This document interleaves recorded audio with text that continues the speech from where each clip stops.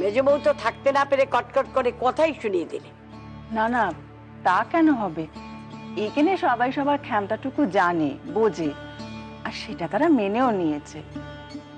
তা নিয়ে কেউ সুরিকে কেউ কিছু বলতে যায়নি।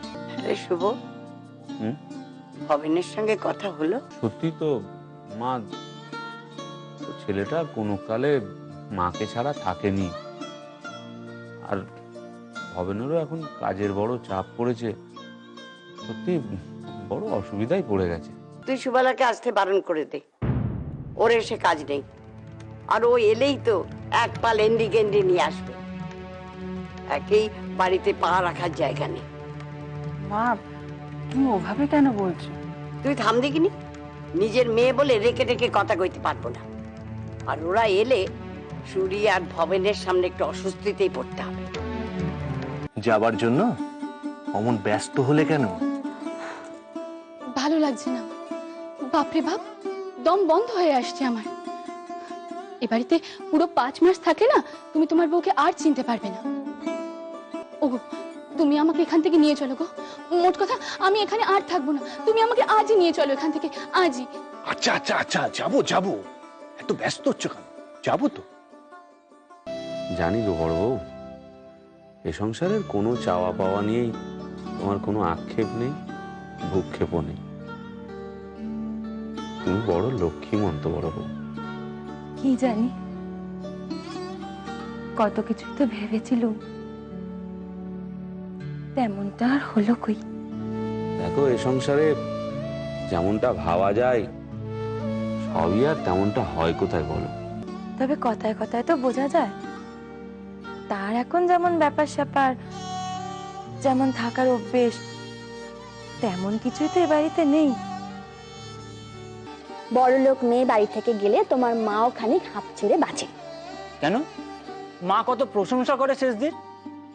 সে করেন করেন, শোনাবার জন্য করেন।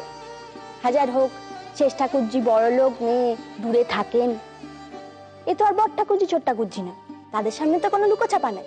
বাবা, তুমি এত কিছু বুঝো?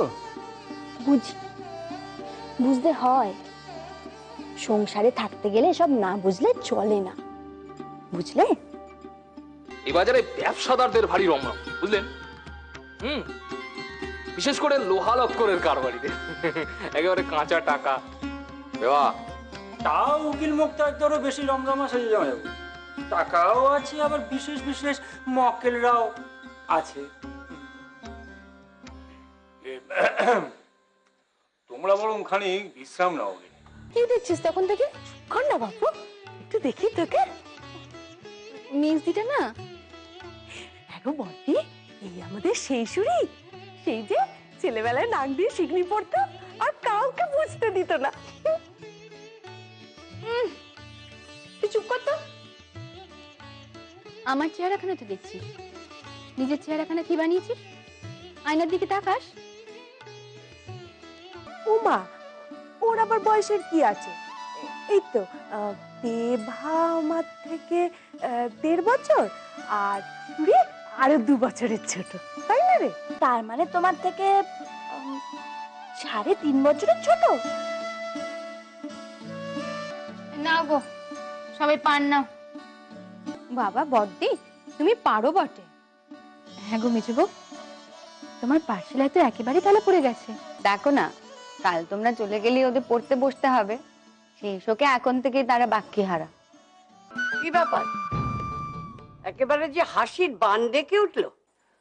মা, তুমি এখানে এসে বসো না।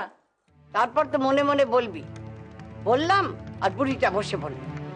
আরে সুবি, তোর যে ছেলে পুলেদের রেখে এলি, কে দেখছে কে? মা, সুবিটা আজ এলো, 2 দিন থাক না। না না, বাজিপতি না দেখে অদিনে এসে থাকাটা ঠিক নয়। না না মা, আমি কালই চলে যাব। সেই ভালো,